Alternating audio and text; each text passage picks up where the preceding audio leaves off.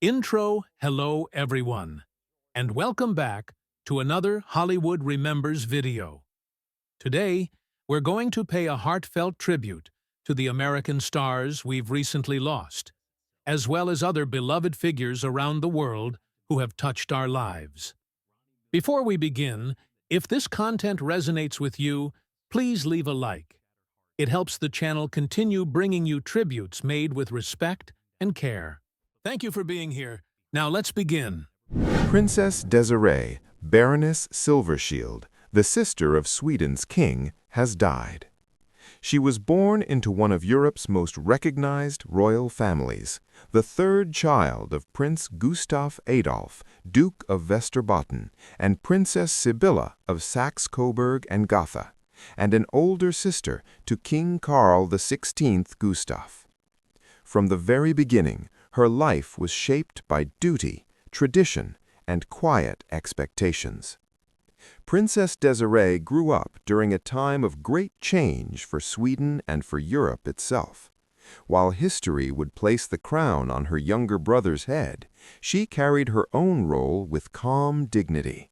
She did not seek the spotlight. Instead, she lived largely outside the daily glare of royal life, balancing her family heritage with a more private path. Those who followed the Swedish royal family often saw her as steady and composed, someone who understood her place and accepted it without complaint. She represented a generation of royalty that valued restraint, loyalty, and service over attention. To her family, she was a sister, a relative, a presence that stretched across decades of shared memory.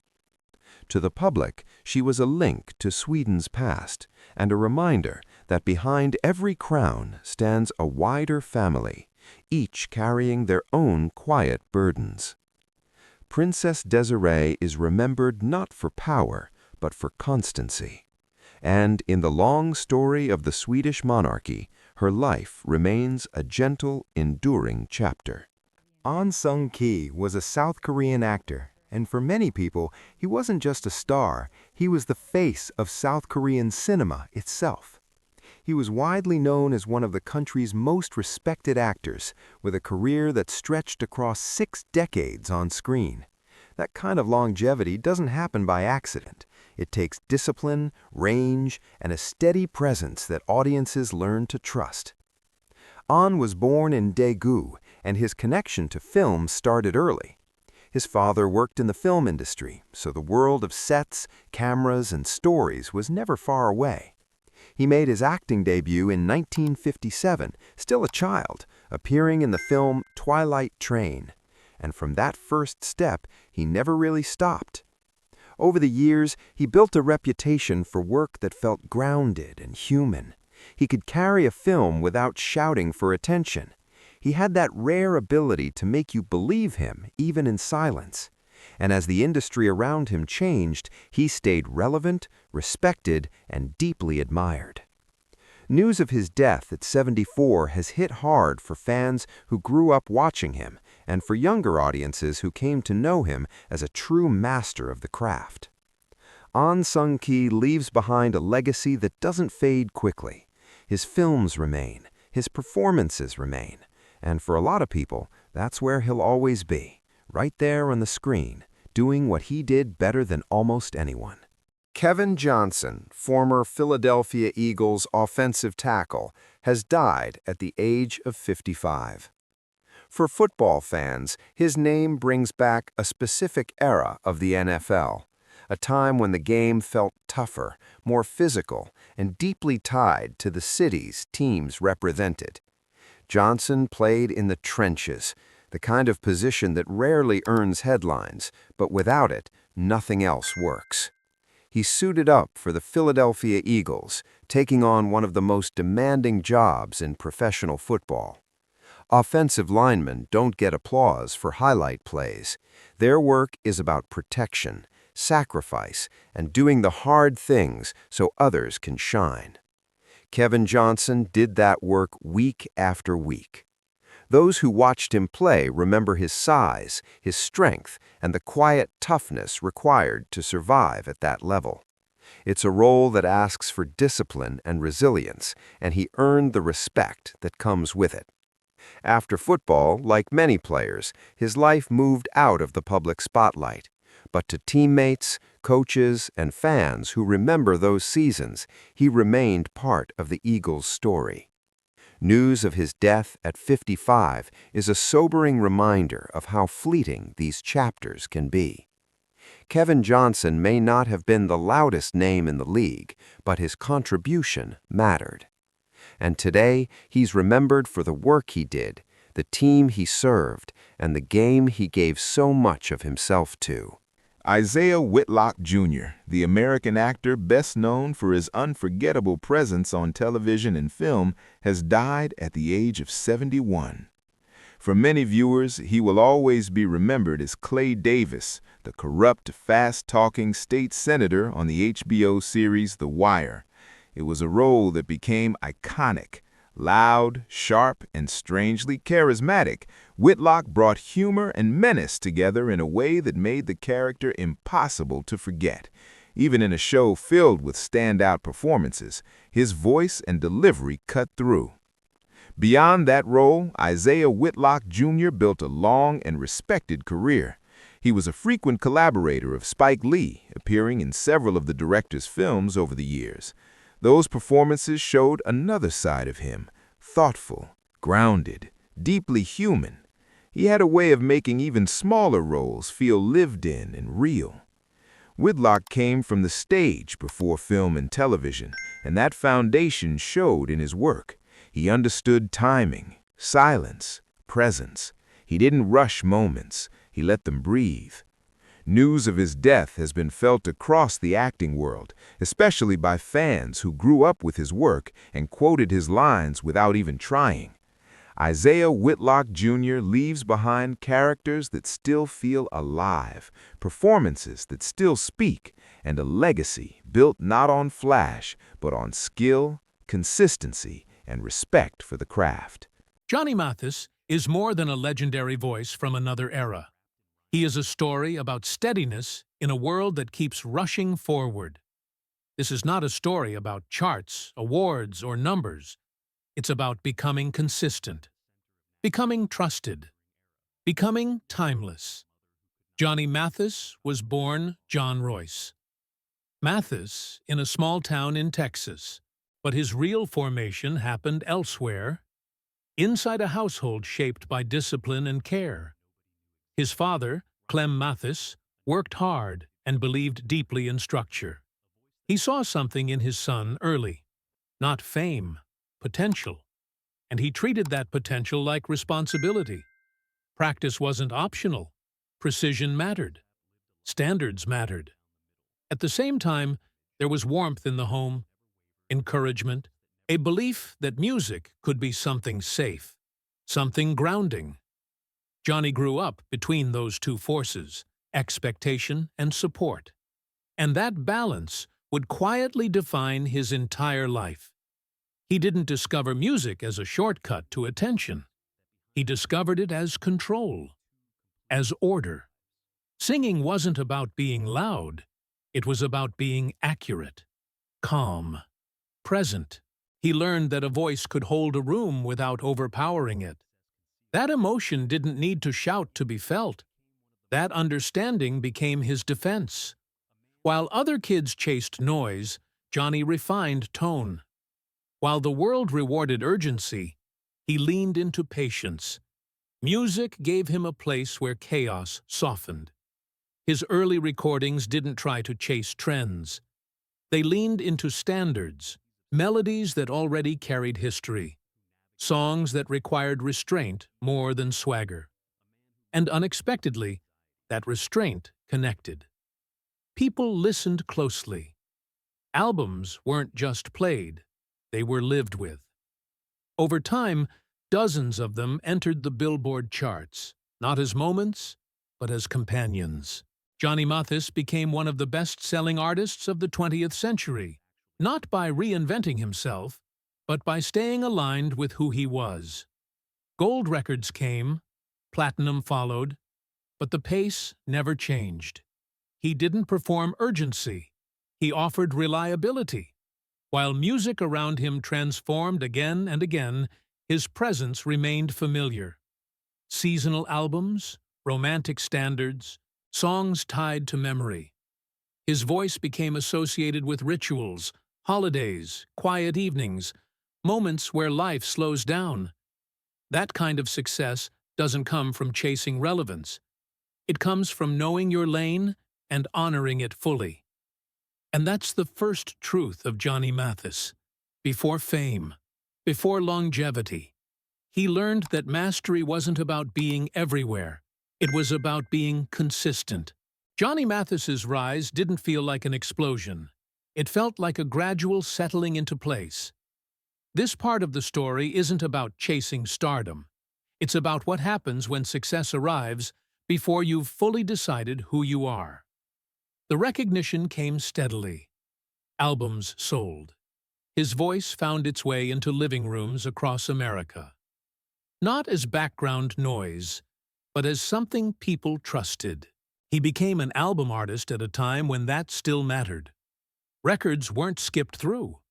They were played start to finish, again and again. And for a while, everything moved upward. Sales climbed. His name became familiar. His sound became unmistakable. But fast success carries a quiet risk. When momentum builds early, there's little time to build structure around it. Decisions are made quickly. Money moves faster than understanding. And behind the calm exterior, pressure begins to collect. Johnny Mathis never fit the image of excess. He wasn't reckless. He wasn't loud. Still, the machinery around success doesn't always match the personality inside it. Financial choices, management paths, expectations, not all of them were aligned. And at one point, despite all the visibility, the foundation showed cracks. The shift didn't arrive as scandal. It arrived as awareness. Success had come quickly, but the system supporting it hadn't fully matured. That moment could have broken the story. For many artists, it does. The fall becomes the headline. The struggle becomes the identity. Instead, it became a redirection. Television and live performance offered something different. Stability, rhythm, a chance to reconnect with audience and purpose at the same time. He didn't need reinvention. He needed grounding. Johnny Mathis leaned into what had always worked: presence, consistency, emotional clarity. He wasn't trying to compete with younger voices or louder sounds. He doubled down on trust, on the idea that people return to what feels safe and sincere. And they did. Concerts filled with listeners who weren't chasing novelty. They were chasing feeling, familiarity, the sense that some things don't have to change to remain valuable. That period reshaped his relationship with success. Fame stopped being the goal. Sustainability became the measure. A long career isn't built on moments. It's built on maintenance, on knowing when to hold steady instead of pushing harder. Johnny Mathis understood that earlier than most. He allowed the quieter chapter to strengthen him, to teach him what mattered and what didn't. Because the truth is, longevity isn't about avoiding struggle. It's about absorbing it without losing yourself. And that lesson prepared him for what came next. A career defined not by peaks and valleys, but by endurance. By the time Johnny Mathis reached the later stretch of his career, something subtle had shifted. The music was still there. The audience was still there. But the motivation had changed. This chapter isn't about proving talent. It's about carrying it. For years, his voice had been associated with romance, seasons, memory. Songs people tied to moments in their own lives. First dances, long drives, quiet nights. Over time, that kind of association becomes heavier than applause. You're no longer just performing. You're holding other people's memories. Johnny understood that weight. Instead of resisting it, he respected it. He didn't chase reinvention or shock. He focused on care, on preserving what people came to him for. In a culture that often rewards disruption, he chose continuity. But continuity can hide a conflict. Behind the smooth delivery and calm public image was the pressure of being dependable, of always sounding like himself, of meeting an expectation that never resets, the desire to please, to get it right every time. Perfectionism doesn't always look dramatic. Sometimes it looks like quiet discipline taken too far. Johnny Mathis carried that quietly. He didn't speak loudly about struggle. He didn't turn inward battles into headlines. He kept moving, performing, recording, showing up. And that's where the deeper transformation happened. The work stopped being about recognition and started being about alignment, about asking simpler questions. Do I still mean this? Does this feel honest? Am I present or just consistent? Those questions reshape a legacy. His later years weren't defined by reinvention, but by refinement, by choosing projects that matched his emotional truth, by understanding that maturity doesn't require distance from your past. It requires peace with it. Audiences aged with him, and that created something rare, a shared timeline. Fans didn't just remember Johnny Mathis. They grew alongside him. His voice marked their seasons, not his milestones. That's a different kind of success. It doesn't rely on relevance. It relies on resonance. And resonance comes from knowing who you are, even when the world keeps changing around you. Johnny Mathis became less concerned with being exceptional and more committed to being whole, to honoring the craft without being consumed by it, to letting music serve life, not replace it. This chapter of his story doesn't end with applause. It ends with balance. Because the real achievement wasn't staying famous. It was staying grounded. And that quiet grounding is what allowed his legacy to deepen, not fade, setting the stage for the final understanding of who he became, beyond the voice. Johnny Mathis's legacy isn't something you measure by records sold or charts conquered.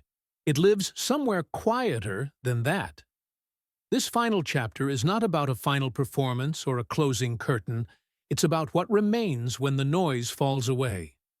For decades, his voice was present during moments people didn't announce. Late nights, holidays, slow dances in living rooms. He became part of routines, not headlines. And that's why his impact lasted. He wasn't something you visited once. He was something you returned to. As time passed, Johnny Mathis no longer had to prove anything. The industry had changed many times over. Sounds came and went. Faces replaced faces. Yet his presence stayed intact because it was never built on urgency. It was built on patience. There is a quiet courage in choosing steadiness when the world rewards disruption, in refusing to chase relevance when you already know who you are. Johnny Mathis embodied that courage without announcing it.